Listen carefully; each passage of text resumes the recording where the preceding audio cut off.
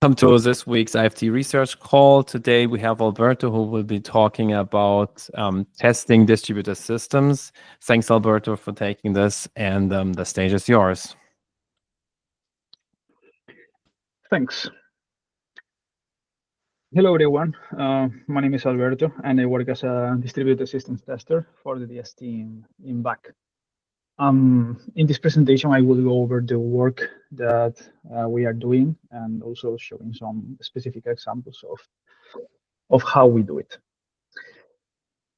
In the DST team, we focus on doing studies of decentralized / distributed software, such as Waco, or directly working with NIM peer-to-peer.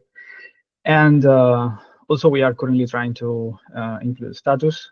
We try to help colleagues where we can, hopefully helping nodes as well, and so on. So in these studies, we do several things that I will explain later with samples, but mainly what we do is we focus on studying scaling behaviors and performance. And actually, only those two things that are really a lot of work. But before going on with the presentation, I want to clarify something. We do tend to say that we do simulations, but this is actually not the reality. And if during the presentation you hear me mixing or misusing the words simulation and experiments, I'm sorry about that, because I am very used to say simulations already. Simulations are actually done with tools like Shadow. Some of you may have heard about it. Shadow is an amazing tool and makes real applications to run on a simulated network. This means that the user can create a virtual network, and the user can define things such as latency, bandwidth, and the software then runs in a time synchronized simulation. What Shadow does is that intercept system calls like send or receive that are done by the applications and redirect these calls into a simulated network. This allows Shadow to run simulations with a very, very high number of nodes, basically as high as your hardware can handle it, or as much time you want the simulation to take, basically. At the end, this simulation is event-driven. This is why you can do stuff with tens of thousands of nodes, because it's not like it is running everything at the same time. And while this is amazing for some scenarios, like, for example, if you want to exactly measure the bandwidth usage, making sure that the outgoing bandwidth is the same that incoming bandwidth, then this is perfect. Sadly, this is not valid for every scenario. And among some of the drawbacks that it has is that, for example, it does not model CPU time. I mean, it is true that this can be modeled by the user. Like, for example, you can set up sleeps in specific parts of the software, but you have to do that assuming that you know the computational cost, right? Because if not, this is, well, not very accurate. And depending on the intentions that you have, this can be a huge drawback. Then we have Kubernetes. Kubernetes is another option. It is what we currently use. Of course, it has limitations as well. It is not as scalable as Shadow. And also, it is not as reliable when we talk about exact byte level metrics. And I will talk more about this later. But what is the advantage? This is not simulated. We talk about simulations in DST because what we do are in controlled environments where we set up specific situations, but they are not simulated. So this allows us to work more closely to a real environment. We do not need to model CPU time. And also we have the advantages that we can also play with networking behavior, right? We can introduce latency, packet loss, and things like that. What are the drawbacks? Well, it is not as scalable as Shadow, of course. I mean, it is scalable, but depends on the amount of hardware you want to throw in the cluster, right? And I put complexity here, but it is true that the word complexity is kind of vague in this context. But basically, from my own perspective, Kubernetes has a much broader scope. So if you do not have previous experience with it, and even if you have, sometimes it can be very painful to do some specific setups, or if you have problems to debug those problems, well, this can get very tricky. I mean, both tools are complex, but from my perspective, it is easy to learn about Shadow than Kubernetes. Also, if you want to use Kubernetes, you have to be very careful with what you want to do. And what I mean by this is that as this is not a simulated environment, you have to learn and differentiate when, and this is actually very hard, when you are pushing too much the software you want to test. So it starts to misbehave, or when you are pushing too much the hardware. And these are two very different things.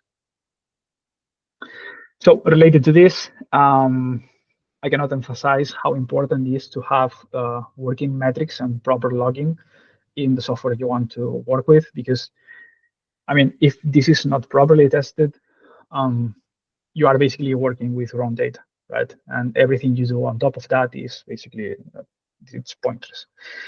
It is very easy to have metrics that are not being updated properly. You can have log events that are logged before the actual function that it refers to happens, and many more examples. Another thing is, it is a huge advantage to have metrics directly from the source. And what I mean by this is that, for example, maybe some of you know cAdvisor. cAdvisor is a tool that is used in Docker and in Kubernetes because it monitors containers, Docker containers. It sports a lot of metrics, and among those metrics, you can find metrics that report bandwidth consumption.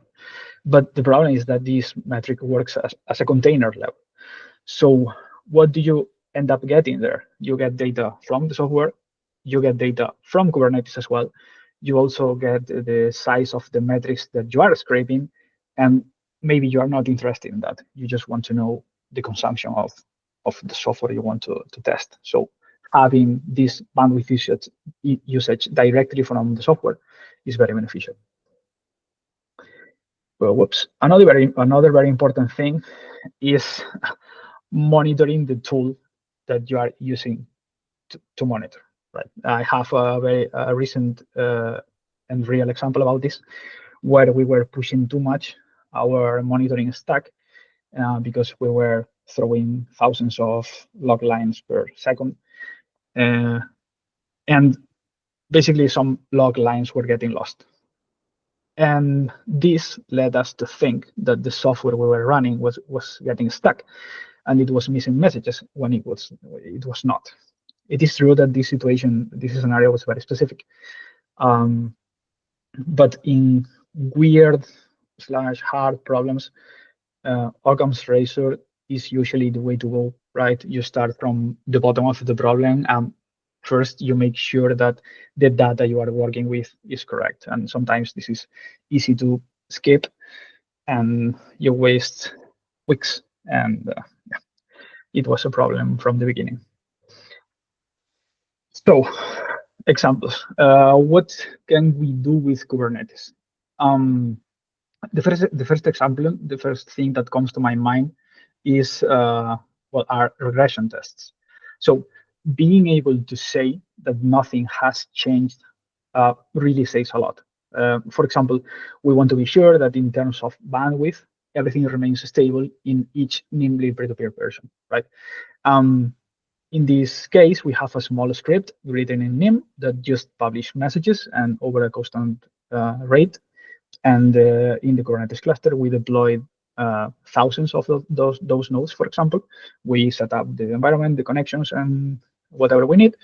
And then we scraped this metric, we analyze it, and then we can compare between versions and also, for example, the multiplexer. Maybe it's a bit small, but the left one is Mplex and the right one is Yamox. So what we see in this whole image is the distribution of all nodes' average bandwidth over the length of the experiment. And we can see several things just in this image. First, well, let's put it like this. First, bandwidth remains kind of stable between most of the versions. The number that you see in the image is the median bandwidth consumption, and you can see that it is very, very similar. So what else? We can see that there is a difference between the version 1.1 and 1.2 and the rest. And why is this? Because there is a bandwidth improvement because there was in version 1.2 the control messages I don't want were introduced. And basically what you want to achieve with I don't want control messages is basically not having redundant transmission. And this ideally leads to less bandwidth usage. Actually, in a previous presentation, Farouk did talk about this, and it's a great explanation. So what you can immediately see is that, for example, I don't want control messages works, and then you see this bandwidth consumption decrease, because this is the left axis is kilobytes per second. Basically, I forgot to mention that. Then what else can we see? On version 1.6, we noticed higher bandwidth consumption, and this is also good because it has this retroactively feedback where you see something weird and then you investigate it. And in this case, we found out that some of the Kubernetes workers that we had were out of sync. The clock was wrong. And we had an abnormal higher value here. And well, we discovered that, we fixed it, and then future simulations, the bandwidth was the same. So what else can we do? Oh yeah, sorry about that, I forgot. Another example. This time regarding Waku, we want to measure the Discovery 5 bandwidth. Similar to the previous results, what we have here is we did an experiment with, I don't know, 1,000 nodes, I think it was. And then we tried different message injection. You can see like in one, we injected messages of 10 kilobytes, 1 kilobyte, and no message injection. So here we compare the LEAP peer-to-peer bandwidth in and out with the Discovery 5 bandwidth in and out. What do we see? For example, publishing messages in LEAP peer-to-peer itself should not directly affect the Discovery 5 bandwidth usage, but it can increase network activity and peer interactions that this indirectly lead to more discovery requests and then slightly impacting on the bandwidth. And you can do these assumptions and then you confirm this with the data, because you can see that in the disk V5 bandwidth with no injection is slightly lower than when we are injecting messages. And this kind of things is cool to have it visually represent, right? You can measure this impact. In the same situation, we can also measure if the size of the network has an impact on this. So in this whole image, we are not injecting any message. Something to take into account, because dimensionality also is a huge problem, right?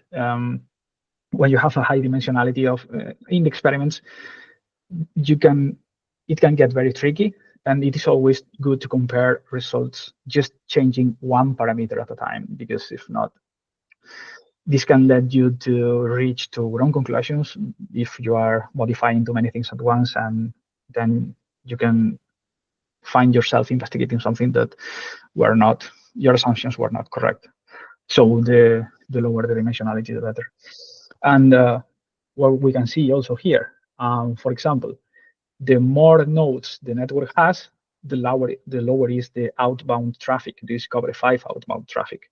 And this actually makes sense, because if the because in smaller networks, nodes must actively search for peers, right? And this leads to higher outbound traffic. In larger networks, and there are higher chances that the nodes are getting discovered passively through incoming requests. And also, this is why there is a wider distribution in outgoing traffic, because the peers are actively bootstrapping, and this causes a high variability. On the other hand, inbound is more passive, and this leads to a more stable bandwidth consumption. And also, this is a very cool graph, a very cool plot, because you can easily biased extrapolate data. You can see the logarithmic evolution in the Discovery 5 in bandwidth and also in out bandwidth. So you can easily extrapolate, and actually we could also test it, but you can guess if you do a simulation with 1,600 nodes, where the value more or less should be, right? More examples. For example, we want to compare how much, also in Waku, how much a node takes to reach an n number of connections. And we can use this to compare to simulations, to experiments. So in the left one, we are using just Discovery 5, and on the right one, we are using Discovery 5 and a Waku peer exchange. And what we can see, like the peer exchange improved this. You can see that the distribution of time is lower in the right. And as a last example, what we can do is that how much time a message takes to reach all nodes. In this scenario, we can do a ton of experiments. We can play with message sizes, we can play with message rates, network size also. And in this case, it is expected, if you notice that the time is very fast, it is expected that the time is so small because the Kubernetes cluster that we use is physically located in the same place. But this is not a drawback, because, for example, if we want to check that a message is reached by all nodes, we can still do that. And if we are interested in how the latency affects, in Kubernetes, we can still add latency to the network. We can add latency, we can add drop package, and we can add tons of stuff. So after showing some examples of the work that we did, maybe can spark some discussions after, ideas, or if you want to contact directly with me, it would be awesome. I will introduce some of the tools that we did or that we are doing. The first one was this message tracer that allowed you to trace a message step by step, so you could follow the trajectory of the message. It is done with Python in Dash. And at first, I have to admit that I thought this would be super useful, and I found myself not using it very much, to be honest, because we are mostly working with Waku. Waku is decently mature enough to basically, you do not need this granular step-by-step trace. Usually, if a message is missing, there is a problem with the specific Waku node or the specific Kubernetes worker, and then it is easier to go to the logs and just check that the worker was misbehaving or the node was misconfigured or something like that. So you don't need it. You don't really need to go to this level. But I thought it was something that maybe it will be useful in the future. It is. It can be expanded as well, so we have it there if we need it. Something that we were discussing actually this week with Waku, because we are doing some research because we discovered in plots like this one, in some specific scenarios, random apparently, a message takes too much time, and we are not really sure why.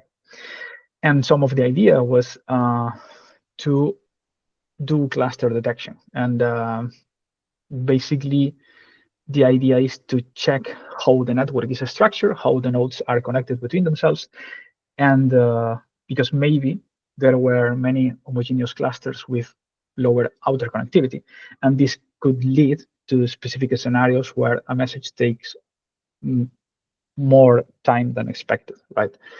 Even if this is the case or not, I think it's a very good idea. We are planning to create a tool that basically analyze the network and outputs a graph, and then you can do a community detection, for example, and you can basically confirm the hypothesis or not. So how exactly do we do all of this? When we are talking about metrics directly, like the bandwidth usage, for example, we just query the monitoring stack in the cluster, and that's it. You have the bandwidth consumption, and then you analyze it, and that's it. When we are talking about more specific analysis, like the message distribution time and things like that, we mostly rely on logging. Basically, we take advantage of the monitoring stack that we have, and we curate with the information we want to retrieve, right? And this is why I mentioned that logging at the beginning was very, very important, because I think most of the important information you can get it from there. So what we do is query the monitoring stack, and then based on when we want to analyze, we save that specific data using regex, for example. So in the case of Waku, Waku logs when it receives or it sends a message, right? So we set up an experiment with an experiment, and then at the end we query Victoria logs, which is what we use, with something like, for example, give me all the lines that have this format, and this format is Waku send X message, whatever.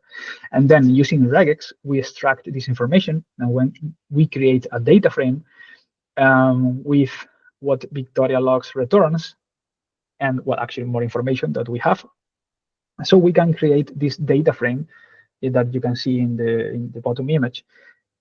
And there, basically, we have almost everything we need. We have the shard, which is basically like the cluster where that message has been sent. We have the message hash identifier. We have the timestamp, the received PID, sender PID. We have also the pod name, the Kubernetes worker, and whatever. And basically, with this, we can easily do stuff like, I want to know a list of messages that took more than X amount of time sent by X specific peer on a specific Kubernetes worker. And this, depending on what you want to do, this is very easy to work with. This is something that we are actively working, because this log parser tool is, by any means, it is not finished, it is not even polished. But we did it in a way, and we structured it in a way. I mean, the structure is the scheme that you can see on top. It is not very clean, but we did it in a way that it is easy to plug in something new. Like, for example, we have this interface that, depending on the data you want to scrape, you just create a new class, and ideally you don't need to modify anything, and you basically set up what you want to do with the data, and then you plug in, and that's it.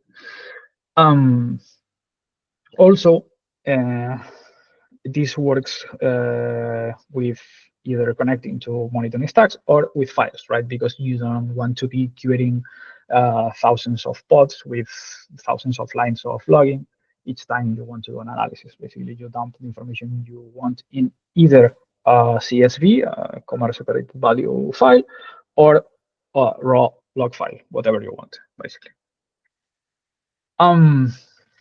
So this is something I would like to iterate on, because I see that it has a lot of possibilities, because we can use this for Waco and peer-to-peer. But for example, if Codex, Nomos, or whatever want to say something like, I want to know if the message dissemination time took X amount of time. In the case of Nomos, it is something that it should be easily doable. We can launch the experiment and we can do the measurements, we can do the analysis. And I think it will be really cool to keep iterating on this, because at the end, we have a lot of projects that are decentralized, basically everything. And if this is correctly done, it can be beneficial for almost any team, but depends on what you want to analyze, of course. So this was a wide overview of how we work in DST, and I hope everything was understandable. Please let me know if you have any questions, ideas, suggestions, or whatever you want to talk about. Let me know. Thank you.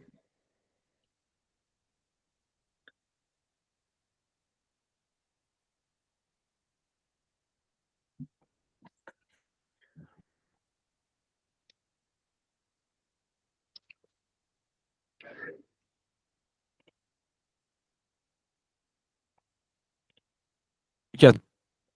Thank you very much, Alberto. I just saw some. Oh, okay. Somebody misclicked. Okay. I was just asking, like, who was asking questions. Any questions? Leonard, yes. Apologies if we have an echo. I guess my question follows on from an earlier conversation, Alberto. How do we agree what good looks like for our measurements? What's your proposal on that? Do you see it as being the project that's going to use it? Do you see the research publishing it? Or, can you tell me about that? Sorry, how do we agree on what?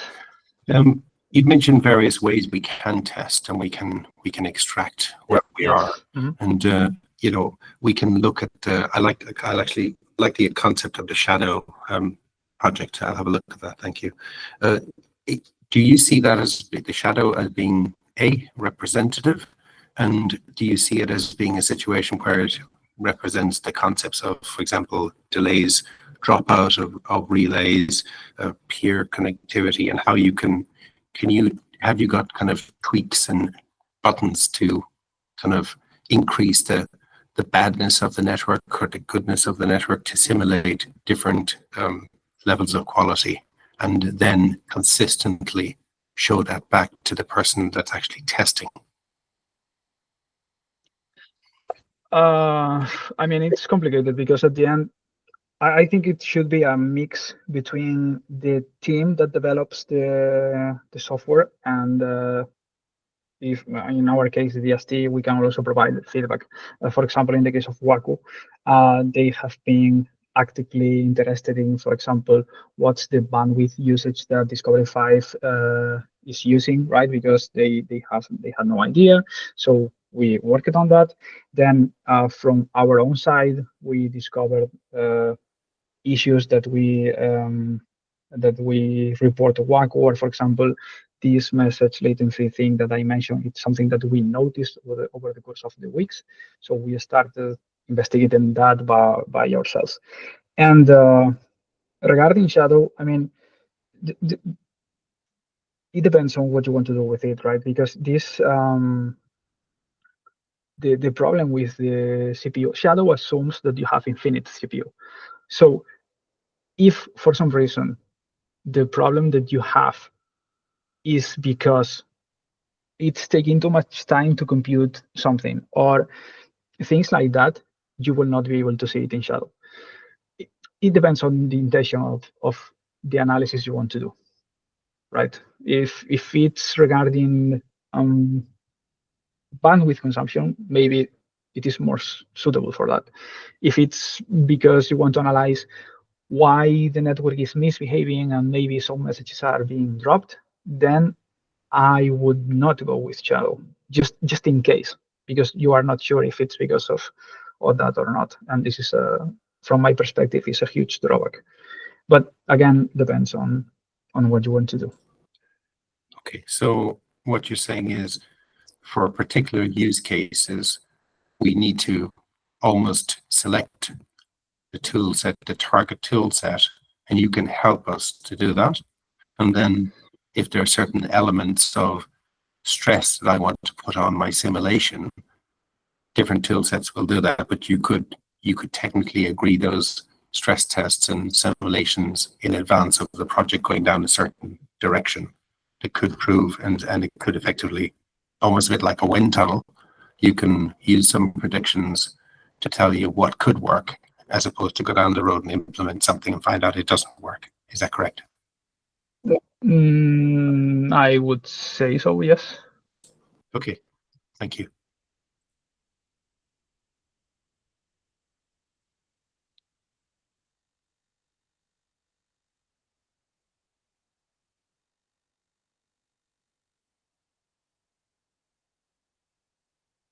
Yes, Alexander? Hi, Alberto. So my question is like, can you hear me? Yes, tell me. Good. So my question is like kind of technical. So you mentioned that you're using this basically to simulate the network, like thousands of nodes. I mean, but the network itself, how is it modeled? I mean, what is the model usually chosen for the network? The thing is that it depends. You are talking about Kubernetes or you are talking about Shadow?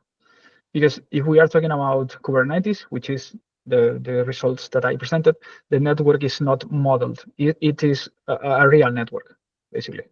It's a real network. Okay. Yes. And are the properties of this real network unknown, or? You can set up those properties. Yes, you can add the latency you want. If you want latency, you can set up drop package if you want, and yeah, you can set up almost everything. Yes. But let's say if you, okay, maybe like, let me ask the other way. So if you to model, for example, how, let's say if a node sends a message to the network, right? Kind of like a broadcast scenario, right? How long it will take that all the nodes actually see this, basically, like send the message, right? And then, I mean, one needs to choose basically like a model of a network, right? So let's say we cannot have just, I don't know, a part of the internet or something. I mean, we would model it like, I don't know, as a random network or something like this. So if it's a random network, suppose you choose like a random graph. I mean, which models are usually used for this? Like what, I mean, what type of graphs are used to model it?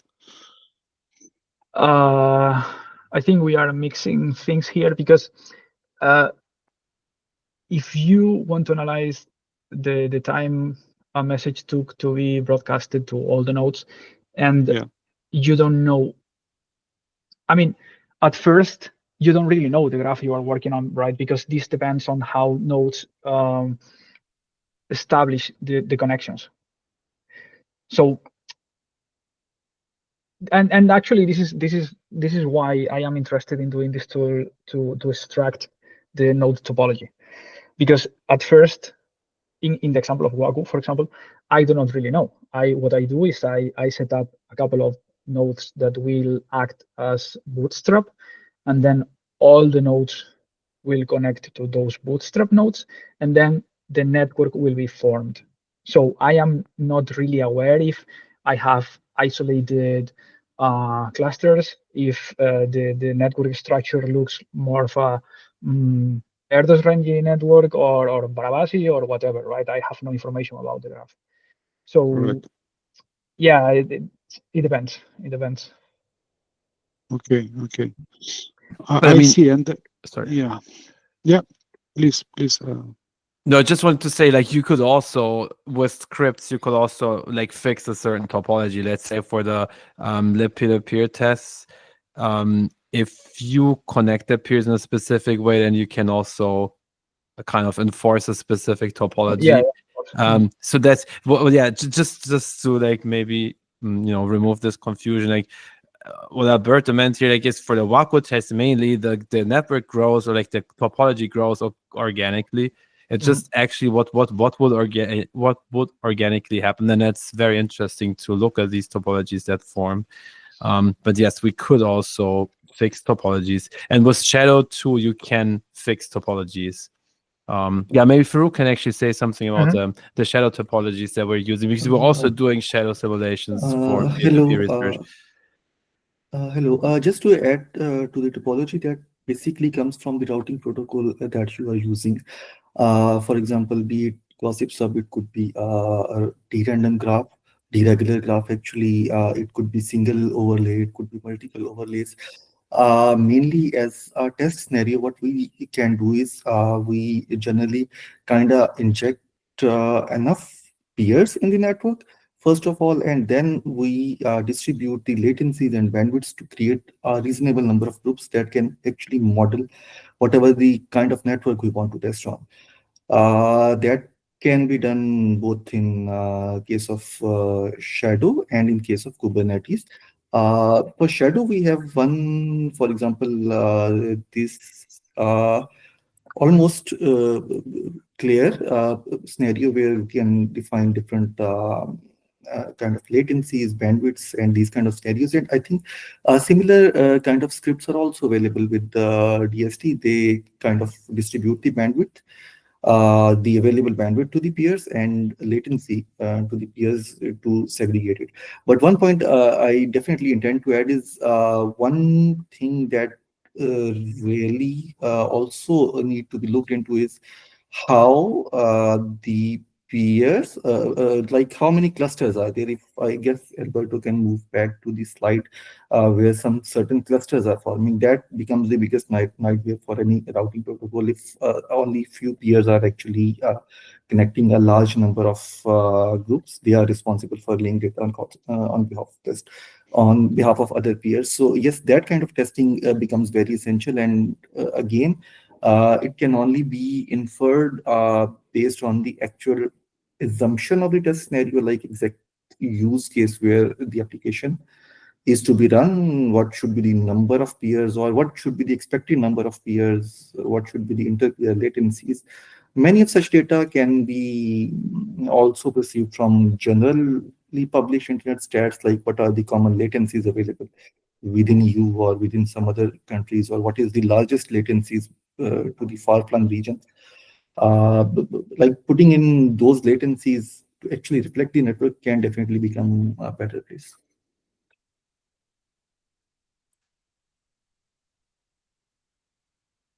Thank you. Yes, but like if you would want to test a specific topology, a specific fixed topology, you can do that too in both. So like for Kubernetes, you just have to a bit more manually actually script that, and for Shadow, you can do fixed topologies. Yeah.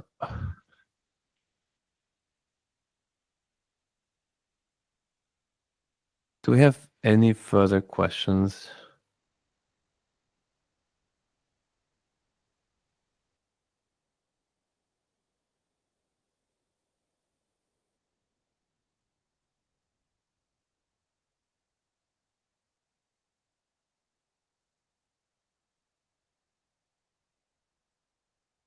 Maybe just adding one more thing regarding the topologies is with gossip sub, you would connect peers, like you have peer connections that forms one topology. Then you have the full message mesh, which is another topology, and you have the gossip topology. So there's like layers of topology, and it also depends on like which topology we talk about. For the gossip sub test, we need to fix the just peer connection topology, but the mesh topology builds itself. For the Waco tests, even the peer connection topology gets built organically because they detect each other using DiskV5 and Waco discovery methods, and we want to evaluate that part as well. Yeah, but if there are no further questions, last chance to ask questions. We will also have the discussion, a follow-up discussion of forum, so fillable, as always, open a thread in a forum, which will have the link to the YouTube video, as well as transcript of the discussion we already had here. Yeah, but if there are no further questions, let me thank you again, Alberto. Nice presentation. Thank you very much. And next week, I mean, in the next slot, which is in 2 weeks, we will have a presentation by Dustin from Nimbus. We didn't fix the topic yet, but most likely will be about larger message handling or like large messages in Ethereum, and it will also be somewhat linked then to Gossip Sub and the previous topics that we had. So to Farouk's call about Gossip Sub improvements, but also to today's presentation. Yeah, thank you very much for being here, and hope to see you next time as well. Thank you. Thank you. Bye-bye. Thanks. Thank you. Bye.